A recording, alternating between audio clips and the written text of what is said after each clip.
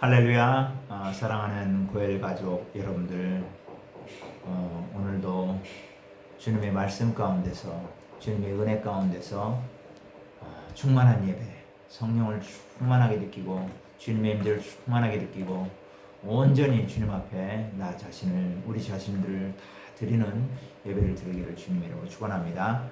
오늘 하나님의 말씀은 에베소서 1장, 계속 이어서 에베소서 1장 15절부터 23절까지입니다. 에베소서 1장 15절부터 23절까지 신약성경 311페이지입니다. 이로 말미암아 주 예수 안에서 너희 믿음과 모든 성도를 향한 사랑을 나도 듣고 내가 기도할 때에 기억하며 너희로 말미암아 감사하기를 그치지 아니하고 우리 주 예수 그리스도의 하나님 영광의 아버지께서 지혜와 계시의 영을 너희에게 주사 하나님을 알게 하시고 너희 마음의 눈을 밝히사 그의 부르심의 소망이 무엇이며 성도 안에서 그 기업의 영광의 풍성함이 무엇이며 그 힘의 위력으로 역사하심을 따라 믿는 우리에게 베푸신 능력의 지극히 크심이 어떠한 것을 너희로 알게 하시기를 구하노라. 그의 능력이 그리스도 안에서 역사하사 죽은 자들 가운데서 다시 살리시고 하늘에서 자기의 오른편에 앉히사 모든 통치와 권세와 능력과 주권과 이 세상뿐 아니라 오는 세상에 일컫는 모든 이름 위에 뛰어나게 하시고 또 만물을 그 발 아래 복종하게 하시고 그를 만물 위에 그의 머리로 삼으셨느니라. 교회는 그의 몸이니 만물 안에서 만물을 충만케 하시는 자의 충만함이니라. 아멘. 이 기도를 들어보면 이 부분은 이제 바울이 에베소 교인들을 향해서 기도를 하는 부분인데요. 이 기도를 들어보면 정말 바울이 그 이방 땅 에베소에 세워진 교회, 특별히 이방인들, 물론 이제 에베소 교회는 유대인들도 있고 이제 이방인이 좀 더 많았겠죠. 이방인들이 더 많았겠는데 그 이방인들 노심초사하면서 이들이 정말 주님의 말씀으로 주님을 더 알아가고 주님을 더 잘 알아감으로 말미암아 더 잘 섬길 수 있도록 기도하고 있는 거예요. 정말 저도 이번에 이 에베소서를 공부하며 설교하면서 준비하는데 그 바울의 마음이 느껴져요. 저도 이제 선교지에서 이렇게 보면 힌두교에 쩌들어 버린 이 사람들이 정말 생각이 바뀌어야 되는데, 행동이 바뀌어야 되는데, 말이 바뀌어야 되는데 이런 생각 많이 하거든요. 그리고 그런 것들 많이 보여줘요. 특별히 가난하고 힘든 사람들, 무시받고 이런 사람들, 정말 세상이 어떻게 세상에서 뭐라고 할까 내세울 거리들이 없고 그래서 자존감도 약하고 이런 사람들이잖아요.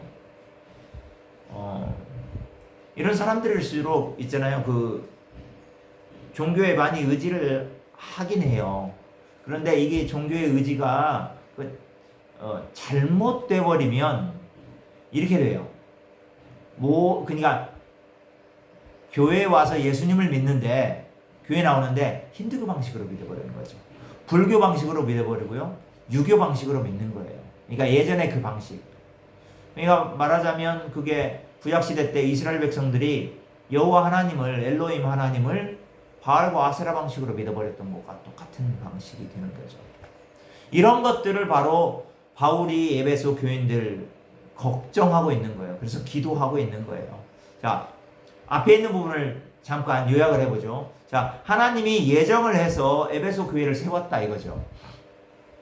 에베소 교회는 그래서 하나님께서 이 이방인들이지만 세우셔서 예정을 하셔서 택하셨다는 거죠. 근데 그건 뭐냐면 그렇게 하는 이유는 하나님 앞에 거룩하게 하기 위해서요. 그러니까 거룩하고 흠이 없다는 건데 성경에는 그렇게 나와 있는데 거룩한 거나 흠이 없는 거나 다 그게 거룩한 거예요. 왜냐하면 레위기에 보면 흠이 있는 것은 거룩하지 못한 거거든요. 그래서 거룩하게 하기 위해서 이 에베소 교인들, 이방인들을 하나님 앞에 불렀다는 거죠. 그리고 그 거룩하게 하기 위해서 부른 그 이방인 성도들이 뭐 하라고 또 결국은 하나님께 예배하고 하나님의 영광을 찬송하는 자들이 되도록 하기 위해서 그들을 선택해 주셨다는 거죠. 그리고 피값으로 사셨다는 거죠. 속량하셨다는 거예요. 그래서 그거를 좀 여러 가지 좀 어렵게 설명을 해요. 그래서 다 통일되는 거죠. 하늘에 있는 것이나 땅에 있는 것이나 유대인이나 이방인이나 다 하나님 안에서 다 같은 자녀다라는 것을 말하고 있는 거예요. 그래서 이방인들이 너희가 adopted, 양자가 되었다. 양자가 돼서 하나님이 너희들을 상속자로 삼으셨다는 거죠. 얼마나 기쁩니까? 아마 굉장히 기쁠 거예요. 만약에 내가 어떤 부자, 예를 들어서 워런 버핏이 지금 뭐 거의 100조 정도 가지고 있잖아요. 워런 버핏의 양자가 돼가지고, 양자가 되면 이제 워런 버핏 곧 죽는데 대략 돈을 많이 받을 거 아니에요. 아버지, 벌써 아버지라고 하네. 그 양아버지가 돌아가시면 상속으로 많이 받잖아요. 그죠? 그게 기업을 받는다는 거예요. 그러니까 성경식으로 말하면. 그래가지고 제가 몇십 조를 받는다고 생각해서 얼마나 기분이 좋겠어요. 진짜 사실. 진짜 그럴 것 같아요. 그런데 더 놀라운 것은 바로 우리가 하나님의 양자가 돼가지고 우리가 워런 버핏으로부터 받는 몇십 조의 돈보다 비교할 수 없는 훨씬 더 많은 더 놀라운 기업을 받는다는 거예요. 그리고 천국에서 하나님과 영생하는 풍성한 삶을 누리는. 놀랍지 않나요? 정말 놀라운 거예요. 이렇게 했다. 그리고 이런 것들이 이렇게 되었다는 것을 뭐냐면 성령님을 보내주셔가지고 인쳐줬어요. 도장을 꽝 찍어줬어요. 마음에다가 도장을 꽝 찍어가지고 이런 것들이 분명하다. 변함이 없다라는 것을 알게 해주셨어요. 그래서 결국 또 14절 마지막에, 그러니까 기도하기 15절부터 기도인데, 기도하기 전에 또 한 번 강조를 해요. 이렇게 모두 한 것이 다 너네들 이방인들이 하나님께 찬송드리라, 하나님께 영광 돌리기 위해서 한 것이다 라고 말하고 있는 거예요. 그러면서 이제 바울이 15절부터 23절까지 기도를 하기 시작합니다. 기도를 하기 시작하는데 보면 에베소서에서 바울이 사실 문체가 되게 길어요. 만연체예요. 그래서 에베소서를 읽을 때는 사실은요, 핵심만 간추려서 읽는 것들이 좀 필요해요. 그러지 않으면 너무나 이 말 저 말 헷갈려요. 자, 보세요. 15절에는 너희들이, 그죠? 너희들의 믿음과 성도들끼리 서로 사랑한다는 것을 내가 들었다. 이 말이에요. 16절은 그래서 내가 너희를 위해서 기도한다. 그리고 너희들이 그렇게 사랑한다니까 너무 감사하다 이거죠. 기도 가운데서. 그래서 17절에 우리 주 예수 그리스도의 하나님 영광의 아버지께서 보세요. 막 수식어구가 길잖아요. 그죠? 하나님이, 쉬운 말로 하면 하나님이 너희에게 지혜와 계시의 영을 주어서 하나님을 더 알게 해야 된다. 자, 보세요. 에베소 교인들, 이방인들이 주님 앞에 나왔잖아요. 교회에 나왔잖아요. 근데 하나님에 대해서 알아요? 모르잖아요. 왜냐하면 에베소에서 바울이 복음을 증거했지만 그렇게 오랫동안 한 것도 아니고, 그죠? 뭐 하긴 했죠. 뭐 두란노 서원에서 복음을 뭐 한 2년 반 이렇게 오랫동안 어느 정도, 그지만 그럼에도 불구하고 그 사이에 새로 나온 사람들도 있을 것이고, 뭐 여전히 많이 모르는 거죠, 사실은. 그래서 중요한 게 뭐냐면 지혜와 계시의 영혼을 이 이방인 크리스찬들, 뭐 유대인들도 마찬가지겠고, 이 에베소 교인들이 받아서 하나님을 더 알게 한다는 거. 이게 굉장히 중요한 거예요, 여러분들. 지혜와 계시. 자, 우리 잠언 공부했죠. 지혜는 뭐냐면 하나님의 말씀이 지혜예요. 그 하나님의 말씀을 내 삶 가운데서 적용하는 것이, 그것이 또 지혜예요. 그러니까 하나님의 말씀과 함께 하는 거죠. 그러니까 하나님의 말씀과 함께 하면 어떻게 되겠어요? 하나님을 더 알게 되는 거죠. 그거예요. 그러니까 지혜와 계시의 정신. 그러니까 쉬운 말로 하면 하나님을 더 잘 알게 하는 영을 달라는 거예요. 그래서 더 알도록 하는 거죠. 하나님을 더 잘. 그리고 18절에도 비슷한 말이에요. 마음의 눈을 밝히사 부르심의 소망이 무엇이며 그 기업이 그의 영광의 풍성함이 무엇이며. 이게 무슨 말이냐면 영적으로 좀 눈이 뜨여가지고 정말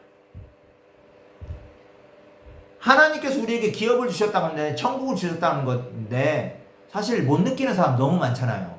그것을 느낄 수 있도록, 그것에 대해서 감격할 수 있도록, 그죠?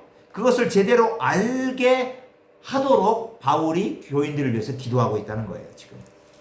그리고 부르심의 소망, 당신들 하나님 앞에 하나님이 불렀는데 이제 결국 이러다가 그냥 사는 게 아니라 소망이 있다는 거죠. 하나님 천국에서 하나님과 함께 같이 살고, 그 다음에 그것뿐만 아니라 이 땅 가운데서 예전의 삶의 방식을 완전히 벗어버리고 성령과 함께 살아가는 방식, 이것이 소망인 거죠. 이것을 알게 하기를 원하는 거죠. 그러니까 하나님의 기업이 얼마나 영광스러운 거, 그죠? 그리고 부르심의 소망이 얼마나 풍성한가를 알게 하는 거죠. 그래서 19절에 그의 힘의 위력으로 역사하심을 따라 믿는 우리에게 베푸신 능력의 지극히 크심이, 능력의 지극히 크심이라는 말을 이렇게 길게 수식하고 있어요. 자, 하나님의 능력이 엄청나게 크다는 것을 알게 해달라는 거예요. 하나님의 능력이 엄청나게 크다는 걸 우리가 알아야 돼요.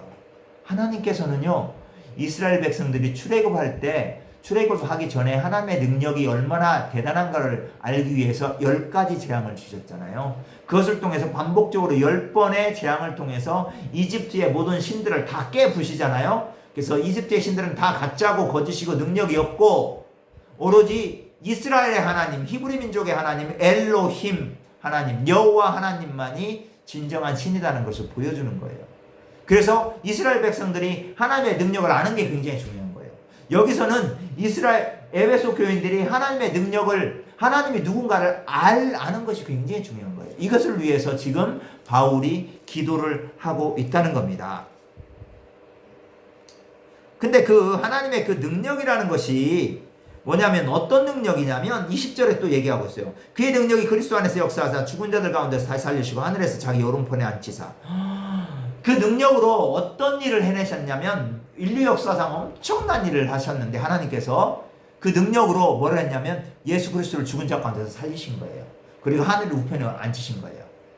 그런데 이게 에베소서에서는 어떻게 나타났냐면 하나님께서 예수 그리스도를 죽음 가운데서 살리실 때 우리도 함께 살려주셨고, 하나님께서 예수 그리스도를 그의 우편에 앉히실 때 우리도 같이 하늘 보좌에 앉히셨다라는 거예요. 할렐루야. 2장에 나오는 말이에요. 그게 얼마나 놀랍습니까? 이것은 정말 믿음이 있어야만 바라볼 수 있는 거예요. 믿음이 있어야만 이런 것들이 믿음인 겁니다. 이런 것들이 진짜 믿음인 거예요. 믿음이 뭐 능력을 막 나타내고 이런 걸로도 나타나긴 합니다. 인품적으로 예수님을 닮아가는 것도 있기도 해요. 근데 이러한 일들을 또 믿는 것, 정말로 이런 영적인 실체들을 보이지 않지만, 때로는 사실 믿기지 않지만 믿는 것이 이게 진짜 믿음인 거예요.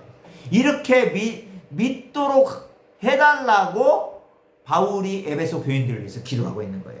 그 능력이 21절 계속적으로 봅시다. 모든 통치와 권세와 능력과 주권과 이 세상뿐 아니라 오는 세상에 일컫는 모든 이름 위에 뛰어나게 하시고, 그러니까 통치와 권세와 능력과 주권과 이 세상뿐 아니라 오는 세상에 일컫는 모든 이름 위에. 자, 여기서 통치, 권세, 능력, 주권 이런 것들은 바로 영적인 세력을 나타내기도 하고, 영적인 세력들이 움직이고 있는 로마의 정부 세력들, 통치권자들을 나타나기도 합니다. 그래서 그러니까 다른 이 땅에 있는 정권 혹은 영적인 파워들보다 훨씬 하나님의 능력이 뛰어나다라는 것이죠. 이런 것들을 알게 해달라는 거예요. 그게 바로 하나님의 능력이라는 거예요.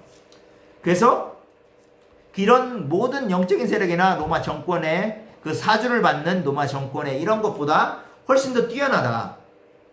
그래서 22절 또 만물을 그 발 아래 복종하게 하시고 그를 만물 위에 교회의 머리로 삼으셨느니라. 그죠? 그래서 하나님께서 예수 그리스도를 모든 만물 위에 머리로 삼으셨다는 거죠. 그래서 이제 여기에서 교회 개념이 나옵니다. 그리스도는 교회의 머리예요. 세상 만물의 머리이기도 하고 이게 가장 중요한 부분이라는 거죠. 그죠? 교회의 머리이기도 하고, 그죠? 모든 것들을 다 복종하게 하셨다는 거예요. 그것은 무슨 말이에요? 하나님께서 예수 그리스도를 이 땅의 왕으로 삼으셨다는 거죠. 왜? 복종하게 했다는 거잖아요. 복종시키는 일은 왕의 일이거든요. 그래서 23절에 굉장히 좀 어려운 말이에요. 이거. 교회는 그의 몸이니 만물 안에서 만물을 충만케 하시는 자의 충만함이니라. 충만이는 만물이란 말은 우리가 이해하죠. 이제 충만이라는 말은 이제 헬라어 플레로마라는 말은 충만이라는 뜻도 있고 완성이라는 뜻도 있고 성취라는 뜻도 있어요. 그러니까 여기서 충만이라고만 번역하면 조금 어렵고 이렇게 이해하면 돼요. 교회는 예수 그리스도의 몸입니다. 그래서 그 만물을 완성시키는 자의, 만물을 성취시키는 자의 충만입니다. 만물을 성취시키는, 만물을 충만하게 하는 자, 풍성하게 하는 자의 성취입니다. 그러니까 교회라는 것이 바로 모든 것들의, 모든 만물의 대표로서 그 하나님의 계획에 성취한 대표다라는 거죠. 하나님의 계획의 성취라는 거예요, 교회가. 그게 바로 충만이란 말로 드러났어요. 다시 말씀드리자면, 자, 교회라는 것이 그리스도의 몸이라는 것이, 이제 여기 그 22절에는 예수 그리스도가 교회의 머리라고 그랬죠. 그러면은 교회는 그리스도의 몸이죠. 그래서 23절에 교회에 대해서 얘기하잖아요. 교회는 그의 몸이니, 교회는 예수 그리스도의 몸이에요. 그래서 만물을 충만하게 하는 자, 그죠? 만물을 풍성하게 하는 자의 성취라는 거죠. 그러니까 풍성하게 하는 하나님 예수 그리스도께서 교회를 통해서 그 풍성함을 성취해 주셨다는 거죠. 교회가 그러니까 모든 만물의 성취라는 거예요. 그러니까 결정판이라는 뜻이네요. 완성이고 성취고. 그죠? 그래서 이 땅의 모든 것에 어떻게 보면 결정체가 바로 교회라는 거예요. 교회라는 것은 바로 이런 의미가 있습니다. 이 놀라운 의미예요. 그러니까 교회로, 뭐 교회가 두세 명이 모인 교회든지 100명이 모인 교회든지 10,000명이 모인 교회든지 그 숫자는 중요하지 않아요. 다만 이런 것들을 인지하고 주님 앞에 감사할 수 있다는 것, 이것이 중요한 거예요. 10,000명이 모여도 이거를 인지할 수 없으면 이건 교회로서 제대로 인식을 못하는 거예요. 중요한 건 정말 교회가 그리스도의 몸이고 교회가 하나님의 그 충만케 하시는 모든 것들의 성취의 결정판이다 라는 것을 이해하고 그에 따라서 합당하게 이 땅 가운데서 행동해 나가는 거죠. 주님의 뜻을 받들어 나가는 거죠. 이것이 바로 중요한 겁니다. 이렇게 바로 바울이 기도하고 있는 겁니다. 자, 보세요.